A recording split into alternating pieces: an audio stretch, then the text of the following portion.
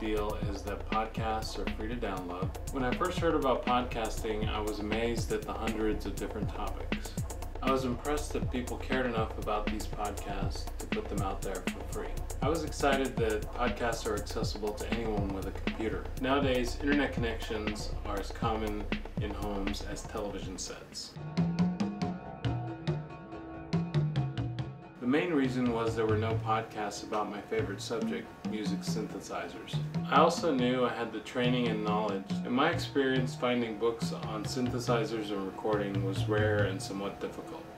I also thought it would be a good way to give back to the industry I found a great deal of interest in. Then I thought to myself, what if I use this podcast not only to review material that interests me, but also to summarize it for others who might be interested in this topic. I concluded that by producing a podcast, I could save others hours of research and maybe make a highly technical subject a little fun. The first part is brainstorming. To do this, I look at various synthesizer websites with current news. The second part is research. This involves me reading websites and books to find material for my script. The last part involves writing the podcast. After writing the podcast, I read over it to make it conversational. Next is the recording.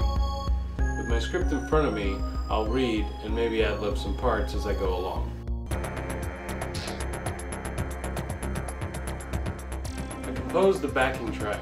Sometimes melodies, sometimes just random sounds for atmosphere. In early episodes, as long as the backing track had a synthesizer, I would be happy. In later episodes, I tried to tie the backing track to the subject matter of the episode. For instance, in an episode on 8-bit music, I did a backing track using samples of 8-bit music, as well as virtual 8-bit instruments. In another episode on noise music, I put together a backing track using circuit-bent synthesizers. After the voice is edited, I lay the music behind it. Next, I adjust the levels so the voice is in the forefront. The final step involves publishing it to a website. After doing research, I found tons of podcast directories that allowed for free listing in their databases.